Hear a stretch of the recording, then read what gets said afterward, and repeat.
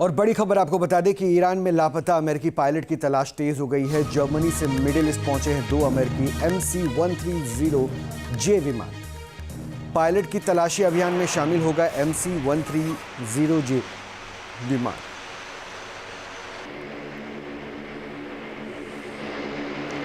एक और बड़ी अपडेट है। 2 दिन बाद ईरान पर बड़े हमले की तैयारी है। सोमवार को खत्म हो जाएगी ट्रंप की डेडलाइन। समय खत्म होने के बाद भयंकर हमला होगा, ये ट्रंप का कहना है।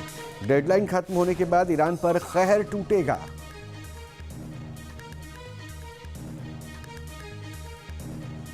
तेल अवीव से हमारे साथ राहुल डवास जुड़ चुके हैं और अपडेट उनसे। राहुल, 48 घंटे की डेडलाइन, क्या ये फाइनल है? फर्स्ट, सेकंड, अगर ये फाइनल है तो उसके हिसाब से तैयारी इजराइल की भी होगी और दोनों तरीके से, एक तो आपको इंटरसेप्ट भी करना है, दूसरा प्रहार भी करना है। क्या समझ में आ रहा है वहां? देखिए, दोनों ही चीजों का मैं आंसर देना चाहूंगा। रोहित, सबसे पहले बात करते हैं डेडलाइन की। तो युद्ध खत्म होने की डेडलाइन जो मेरे सोर्सेज बता रहे हैं, ये है 16 अप्रैल +- 2 डेज, यानी 14 से लेकर के 18 अप्रैल के बीच में मान के चलिए कि जंग समाप्ति हो जाएगी। इतने ही इंटरसेप्टर इजराइल के पास मौजूद है, इतने दिन तक की जंग संसाधनों के लिहाज से छेड़ा जा सकता है। पहली चीज ये हो गई, यानी आप मान के चलिए कि 10 तारीख से लेकर के 15 तारीख के बीच में सबसे ज्यादा भयानक और भयानक जंग का सूरत नजर आएगी। दूसरी चीज, आपने टारगेट की बात की। जो टारगेट है वो है कमांड सेंटर के कमांडर जो IRGC के हैं, जिसकी वजह से पेजिशकियान एक तरीके से लीड नहीं कर पा रहे हैं जेडी वेंस के साथ किसी समझौते को लेकर के।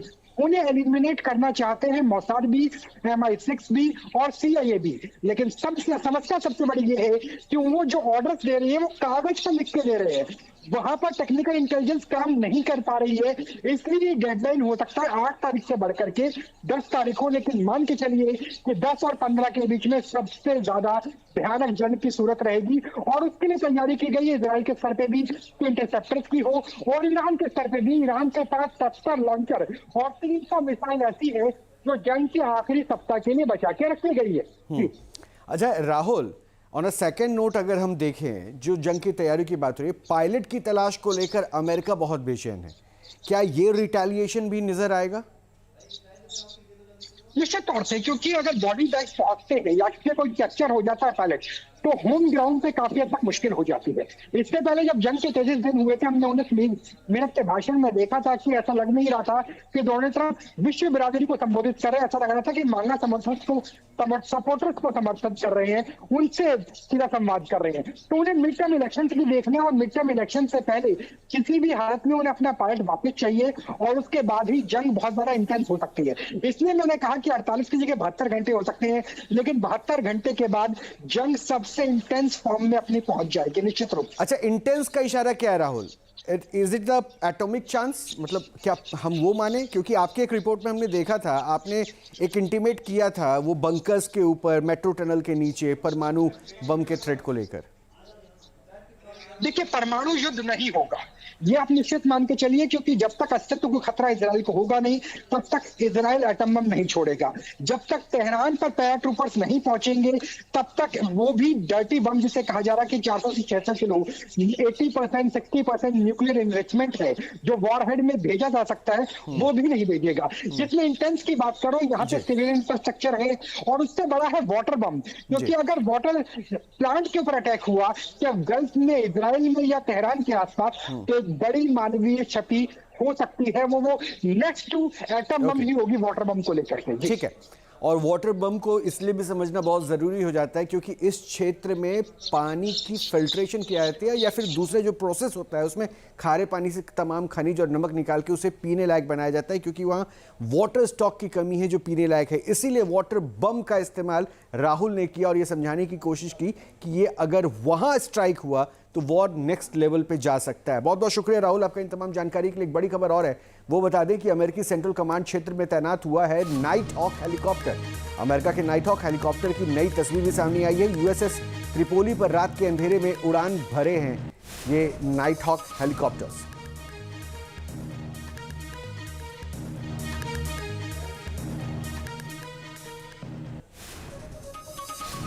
तो ईरान के हमले के बीच में यरूशलेम में एक बार फिर से ट्रेन सेवा बहाल कर दी गई है, लेकिन हर तरफ सन्नाटा है।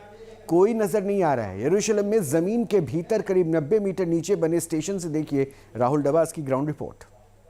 कैसी है इजराइल की तैयारी वो आप देख सकते हैं। मैं दरअसल संसार के सबसे गहरे मेट्रो स्टेशन में से एक में मौजूद हूँ और मेरे पीछे आप देखिए कि कितनी गहराई से मैं आ चुका हूँ और आगे आपको दिखाऊंगा कि कितनी गहराई में किस तरीके से जो ऑटोमेटिक डोर्स हैं ये ओपन हो जाते हैं और उसके बाद हम आपको अंदर लेके चलेंगे। दरअसल जो हमारे सोर्सेज हैं वो ये बता रहे हैं कि 450 के आसपास ऐसे मोबाइल लॉन्चिंग स्टेशन थे ईरान के पास जो ख़ास तौर पर जेरूशलम, हाइफा, एश्केलॉन, एस्डोट और बेरशिवा, तेल अवीव को निशाना बनाने के लिए थे।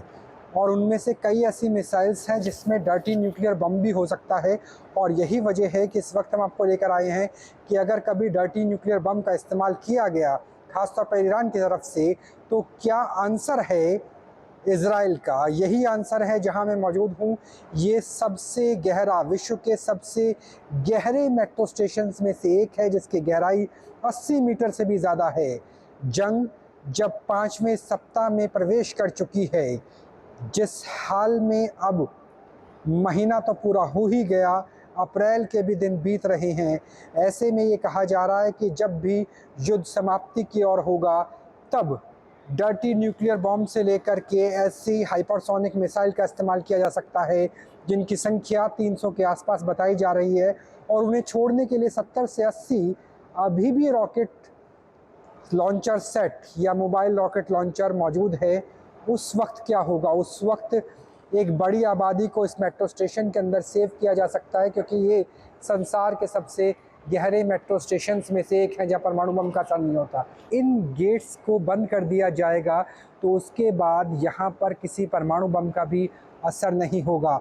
तो बेहद मजबूत है और देखिए हम कितनी तरीके से लगातार अंदर ही अंदर आ रहे हैं। देखिए कि वॉशरूम से लेकर के कैसे इसकी खुदाई की गई थी, वो चीज़ें क्योंकि पहाड़ के अंदर है, वो तमाम चीज़ें यहाँ पे नज़र आएंगी। लोगों के रहने के लिए भी सारी चीज़ें हैं और बहुत वक्त के बाद जो ट्रेन की सुविधाएं हैं वो बहाल हुई हैं। अब ये पता नहीं कब तक रह पाएंगी। इससे पहले ट्रेन की सुविधा भी बंद कर दी गई थी। ऑटोमेटिक गेट्स को देख सकते हैं। दरअसल हाँ, हम इतनी अंदर आ गए हैं, ऑटोमेटिक गेट्स खुल गए हैं जिसके अंदर किसी परमाणु बम का भी असर नहीं पड़ेगा। जी हाँ, ये न्यूक्लियर प्रूफ है। अगर इसकी गहराई की बात करें, जहाँ पर किसी तरह का कोई असर नहीं पड़ता और यहाँ पर हज़ारों की संख्या में लोगों को रखा जा सकता है।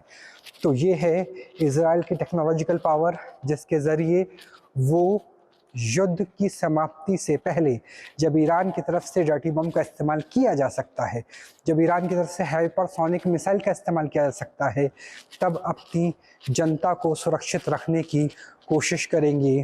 तो इस वक्त हम सबसे गहरे मेट्रो स्टेशंस में से, रेलवे स्टेशंस में से एक के अंदर मौजूद हैं।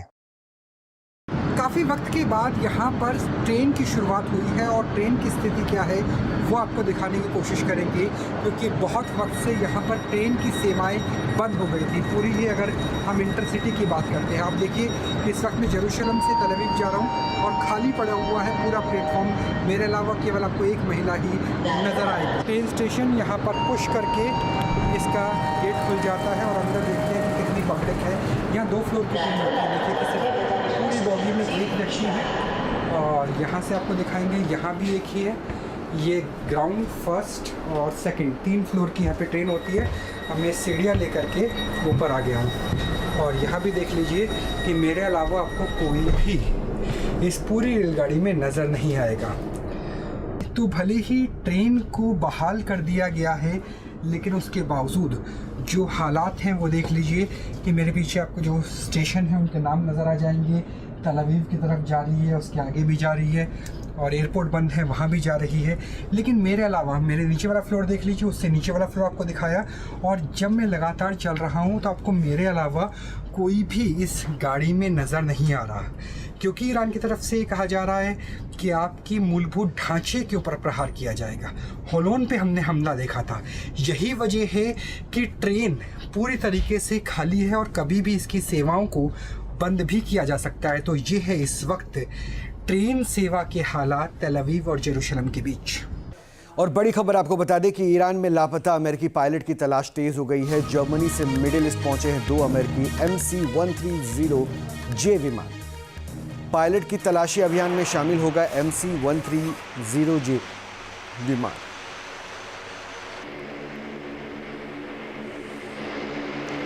एक और बड़ी अपडेट है। 2 दिन बाद ईरान पर बड़े हमले की तैयारी है। सोमवार को खत्म हो जाएगी ट्रंप की डेडलाइन। समय खत्म होने के बाद भयंकर हमला होगा, ये ट्रंप का कहना है। डेडलाइन खत्म होने के बाद ईरान पर कहर टूटेगा।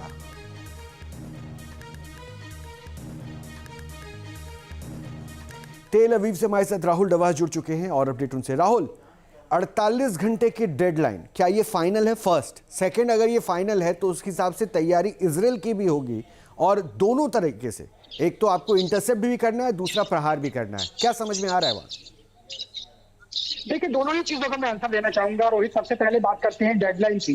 तो युद्ध खत्म होने की डेडलाइन जो मेरे सोर्सेज बता रहे हैं, ये है 16 अप्रैल +- 2 डेज, यानी 14 से लेकर के 18 अप्रैल के बीच में मान के चलिए कि जंग समाप्ति हो जाएगी। इतने ही इंटरसेप्टर इजराइल के पास मौजूद है, इतने दिन तक की जंग संसाधनों के लिहाज से छेड़ा जा सकता है। पहली चीज ये हो गई, यानी आप मान के चलिए कि 10 तारीख से लेकर के 15 तारीख के बीच में सबसे ज्यादा भयानक और भयानक जंग का सूरत नजर आएगी। दूसरी चीज, आपने टारगेट की बात की। जो टारगेट है वो है 31 कमांड सेंटर्स के कमांडर जो IRGC के हैं, जिसकी वजह से पेजिश्कियान एक तरीके से लीड नहीं कर पा रहे हैं जेडी वेंस के साथ किसी समझौते को लेकर के। उन्हें एलिमिनेट करना चाहते हैं मोसाद भी, MI6 भी और CIA भी। लेकिन सबसे समस्या सबसे बड़ी ये है कि वो जो ऑर्डर्स दे रही है वो कागज पर लिख के दे रहे हैं, वहां पर टेक्निकल इंटेलिजेंस काम नहीं कर पा रही है। इसलिए डेडलाइन हो सकता है 8 तारीख से बढ़कर के 10 तारीख हो। लेकिन मान के चलिए कि 10 और 15 के बीच में सबसे ज्यादा भयानक जंग की सूरत रहेगी और उसके लिए तैयारी की गई है इजराइल के स्तर पे भी इंटरसेप्टर्स की हो और ईरान के स्तर पे भी। ईरान के पास 70 लॉन्चर और 300 मिसाइल ऐसी है जो जंग के आखिरी सप्ताह के लिए बचा के रखी गई है। अच्छा Rahul, on a second note अगर हम देखें, जो जंग की तैयारी की बात हो रही है, पायलट की तलाश को लेकर अमेरिका बहुत बेचैन है। क्या ये रिटेलिएशन भी नजर आएगा? निश्चित तौर से, क्योंकि अगर बॉडी बैग पहुंचते हैं या फिर कोई कैप्चर हो जाता है पायलट, तो होम ग्राउंड पे काफी हद तक मुश्किल हो जाती है। इससे पहले जब जंग के 33 दिन हुए थे, हमने 19 मिनट के भाषण में देखा था कि ऐसा लग नहीं रहा था कि डोनाल्ड ट्रंप विश्व बिरादरी को संबोधित कर रहे हैं। ऐसा लग रहा था कि मांगा सपोर्टर्स को समर्थन कर रहे हैं, उनसे सीधा संवाद कर रहे हैं। तो उन्हें मिड टर्म इलेक्शन भी देखने और मिड टर्म इलेक्शन से पहले किसी भी हालत में उन्हें अपना पायलट वापस चाहिए और उसके बाद ही जंग बहुत ज्यादा इंटेंस हो सकती है। इसलिए मैंने कहा कि 48 की जगह 72 घंटे हो सकते हैं, लेकिन 72 घंटे के बाद जंग सबसे इंटेंस फॉर्म में अपनी पहुंच जाएगी निश्चित रूप से। अच्छा, इंटेंस का इशारा क्या है Rahul? Is it the atomic chance? मतलब क्या हम वो माने? क्योंकि आपके एक रिपोर्ट में हमने देखा था, आपने एक इंटीमेट किया था वो बंकर्स के ऊपर, मेट्रो टनल के नीचे परमाणु बम के थ्रेट को लेकर। देखिए, परमाणु युद्ध नहीं होगा, ये आप निश्चित मान के चलिए, क्योंकि जब तक अस्तित्व को खतरा इजराइल को होगा नहीं, तब तक इजराइल एटम बम नहीं छोड़ेगा। जब तक तेहरान पर पैराट्रूपर्स नहीं पहुंचेंगे, तब तक वो भी डर्टी बम जिसे कहा जा रहा है कि 400 से 600 किलो 80% 60% न्यूक्लियर इनरिचमेंट है जो वॉरहेड में भेजा जा सकता है, वो भी नहीं भेजेगा। जिसमें इंटेंस की बात करो, यहाँ पे सिविल इंफ्रास्ट्रक्चर है और उससे बड़ा है वाटर बम, क्योंकि अगर वाटर प्लांट के ऊपर अटैक हुआ या गल्फ में, इजराइल में या तेहरान के आसपास, तो बड़ी मानवीय क्षति हो सकती है। वो नेक्स्ट टू एटम बम ही होगी वाटर बम को लेकर के। ठीक है, और वाटर बम को इसलिए भी समझना बहुत ज़रूरी हो जाता है क्योंकि इस क्षेत्र में पानी की फिल्ट्रेशन किया जाती है या फिर दूसरे जो प्रोसेस होता है उसमें खारे पानी से तमाम खनिज और नमक निकाल के उसे पीने लायक बनाया जाता है, क्योंकि वहाँ वाटर स्टॉक की कमी है जो पीने लायक है। इसीलिए वाटर बम का इस्तेमाल राहुल ने किया और ये समझाने की कोशिश की कि ये अगर वहाँ स्ट्राइक हुआ तो वॉर नेक्स्ट लेवल पे जा सकता है। बहुत बहुत शुक्रिया राहुल आपका इन तमाम जानकारी के लिए। एक बड़ी खबर और है, वो बता दें कि अमेरिकी सेंट्रल कमांड क्षेत्र में तैनात हुआ है नाइट हॉक हेलीकॉप्टर। अमेरिका के नाइट हॉक हेलीकॉप्टर की नई तस्वीर भी सामने आई है। USS त्रिपोली पर रात के अंधेरे में उड़ान भरे हैं ये नाइट हॉक हेलीकॉप्टर्स।